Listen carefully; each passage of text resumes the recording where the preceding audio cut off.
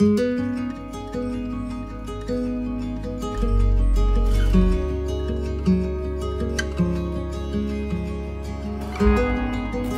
Jan, I'm Cheryl. This is my Chrysler Pacifica Minivan. It's a 2017. I've only had it for 3 weeks and was inspired to get it because of your videos and what you have. So yeah, I've been dreaming about doing some meetups. That's what I'm on right now, is a ladies meetup, and just been dreaming about it since last winter, November, December, and finally took the plunge and bought this vehicle so I could come and join you. This is new to me. This is my maiden voyage this weekend. I have my cat. Her name's Goodness. She's with me, and we are part-timers. Here's Goodness trying to poke her head through right there. Hi, you peekaboo with beautiful eyes. I have her carrier there in case I want to take a walk with her. And on the other side, I have her litter box in front of the passenger seat. Oh, so it's in the floor. Yes. That's a good one. Yeah.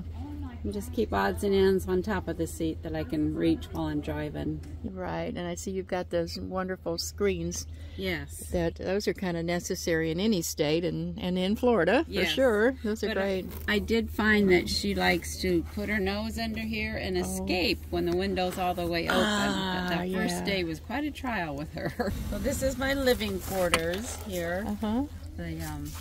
That's my kitchen right there. I don't have a sink and all of that. I clean up with, use the, what is it, vinegar and water spray. Right, that's nice.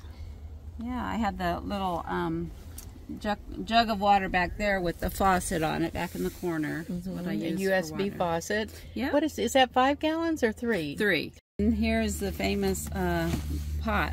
Yeah, the potty. Bucket pot. I just have a bucket in there and I use liners. More so just at night, during the night. I don't like getting out and going to a campground to potties. Just a regular bucket. Used for cleaning. Got my toilet paper down in there and my bags, of course. And here's the kitty. It's pine pellets is what I use. Oh, pine pellets. I like to be here in the morning when I have my coffee before if it's too chilly to go outside yet, and I like to be here in the evening when I'm reading my book before bed. Oh, that's nice. Yeah. I see you've got your nice reading light right there. Yep. That's a clamp-on light, I guess. Yep, and it hooks to my, this is a Flash Fish power station that I bought. It's only a 300 watt, and I can hook it to solar if I want to. I keep my food, my canned goods and food stuff down in this store right here. Because I don't take a lot with me, just enough for a weekend or maybe a week. Right. So that's there. Then my pans and whatnots in here. Some food that won't fit in the bottom. Right. Paper towels. And then just the dishes and water bottles up here. My medicine. And my coffee stuff, of course. That's great. You're traveling light. So many people take too much, and all this looks so nice and clean and neat because you didn't overpack. Oh, I just put together pressed wood boards and 2x4s for the legs. And I made it just as tall as I am, just about a little over 5 foot. Oh, the length of it is your length. Yeah. That's good because by being shorter, you have a big advantage. You can save some space. Yeah. For other storage. Yeah, that's right. And you've got it tall enough to put bins underneath. Yep, these are just those little, I think, 11-inch bins or something. So I have bins all through the bottom of the bed for storage. Right, and what kind of things do you keep under the bed? So, like, I have a separate bin for my clothes, and then I have one back there for my hobbies. What kind of things do you do on the road for hobbies? I like to crochet. And I like to draw, and I've been getting into some watercolor painting a little bit. And then I have a bin that has the electrical, the cords, and that sort of thing. And I mostly I might eventually be putting this down or using it a different way, but when I added my second pad to my bed, it raised it up too much, so like when I try to sit up here, I can't do it very comfortably. Yeah, you can't sit straight up, right? Got too much cushion. So that's why I appreciate this on this trip. I just have a regular curtain rod. Curtain rod, yeah, I see here. And with I didn't want to drill any holes, so I just put these plastic hanger things from IKEA. Right. In here, and then I just like this for privacy. Uh-huh. You can still get light up here, so I don't think it would be very stealth in the city. Mm-hmm. But it makes me feel like I have more privacy. And then I made the reflectix for these back windows. Uh-huh. Do you have it for all the side windows? Yes. Yeah. So are there some changes that you know you want to make after having a little bit of experience here? I'm thinking maybe about putting the bed lengthwise here, and like we talked about earlier, maybe keeping the seat up and incorporating it into the bed. Mm-hmm. And then just thinking I would like to have more space. That actually would open up all of this right here for you. And it would give you the full bin in the back. But I do have a video on that, by the way. I showed how I did it, step by step. Oh, I'm going to watch it. Yeah. I love the simplicity of it. Yeah, minimalist. Yeah, that's kind of what I was looking for when I did it. Oh, I just, of course, have the bed. You can see I have the 2 cushions. I just had this one to start with, and I added another one from Home Depot, and that's what made it too tall. But under here, the bed here, this is my bin, has my garage stuff in it, my butane and wood levelers, and bungee cord. So here's my camp stove. This is where I keep it when I'll usually just have it sitting outside on a table. And just a little portable one. These are my toiletries, everything I need. So this looks different, though. What's different about this ice chest? So this, you can plug it into the cigarette lighter or the home electric.